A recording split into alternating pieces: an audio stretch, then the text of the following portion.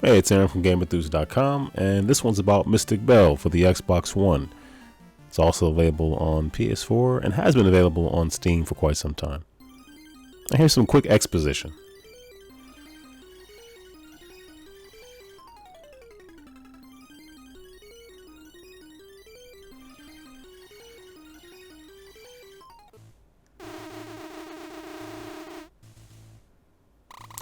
The different witch leaders' dialogue sound effects definitely get across the message that their voices are quite grating. It really hits home with that. So, someone else steals a bunch of things, you're being held responsible. Kind of a smart aleck, but I get it though. You know. The authority figures are kind of crummy. So they want you to go get 3 items. The Bloom of Twilight,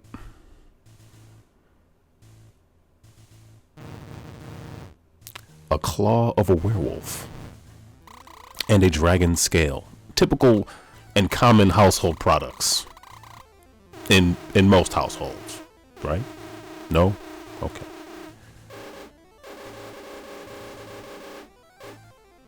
Yeah, they really don't.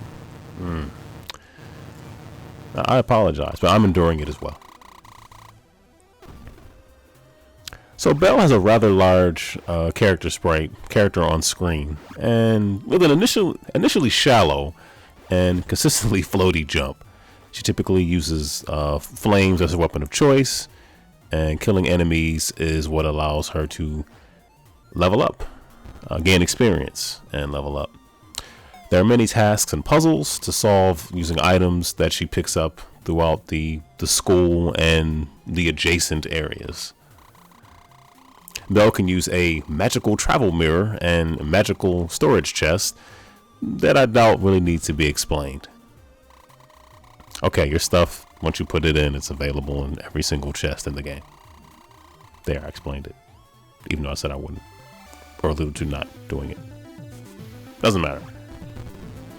You will spend a lot of time looking at the inventory and the map.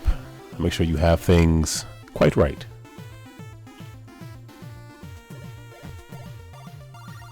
Well, I spent a lot of time doing that.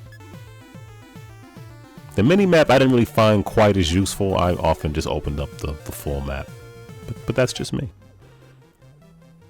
Mystik Belle has a lot of enemy, NPC, and environment variety, and that help things stay pretty fresh.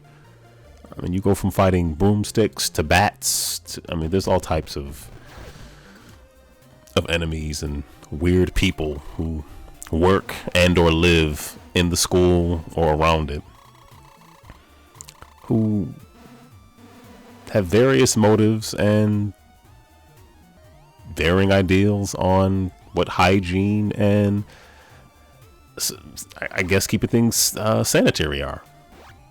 There's also large frogs in cages for whatever reason.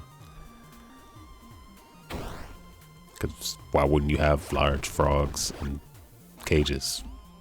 I don't. Of course, some of those NPCs need you to do things for them that they could probably do for themselves.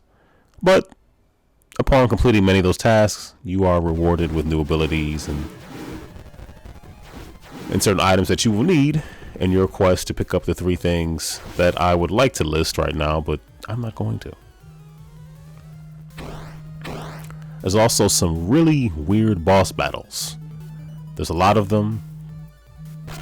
They're often kind of strange, but as usual, you do get something from it.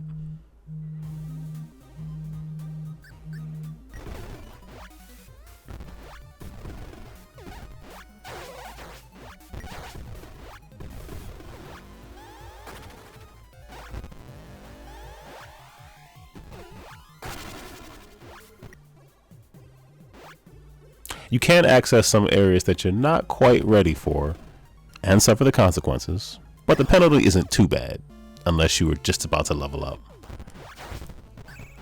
And here's a random thought and word: Battletoads. I just wanted to say Battletoads. And now that I have, we can move on to something else. Back on task. She seems to be maybe one of the younger and hipper witches who you need to give the items to once you get them. Mystik Belle is a fun game. I did have some issues with it. You can accidentally leave items, key items, any item, anywhere in the game. You can put something down and leave it intentionally, accidentally. And that's not really, I guess I wish there was a way to hold on to key things so you couldn't do that, because if you did it by accident and didn't know, you would kind of have to scour the entire game in order to find something. That did not happen to me, but I could see that happening to someone enjoying this game. Some of the puzzle solutions, they were never, I mean, the idea of a puzzle, you're supposed to sometimes think out of the box, but some of them just seemed just obtuse. I just did not understand what they wanted me to do. Or I thought I was doing the right thing, and I consistently wasn't. So there were times where I was forced to go to an outside source to seek information. And that went against my code. No, I'm kidding. I mean, I just went and found the answer and came back in and kept playing the game. But, yeah. Overall, I did enjoy Mystik Belle. Despite some of the weird solutions to puzzles and what I felt was I mean, I know this word gets over. It is a Metroidvania style game, so you will see many things in many areas that you cannot access. You'll wonder, how in the world will I get that? I feel like the back end of the game really had a lot of that stuff in it that opened up so many areas that I had seen throughout the other 75%. And I wish maybe I would have acquired some of those abilities earlier, but I get, just a different style of developing a game like this. Anyway, despite some of the floaty jumps and weird puzzles and sort of the back end of the game really giving you the maneuverability abilities to access places that you've seen throughout the game, I did enjoy it. I did have fun with it, and I think if you like Metroidvania type games, that you will as well. So that's Mystik Belle. Yeah, I think I've talked a lot about it already. Anyway, feel free to like, subscribe, watch some of these other videos. Feel free to comment on them. And here's a question for anybody who wants to comment. How do you feel about the term Metroidvania? Do you feel like it's getting overused? Do you feel like there's something else, another better way of describing what a Metroidvania is? Leave a comment.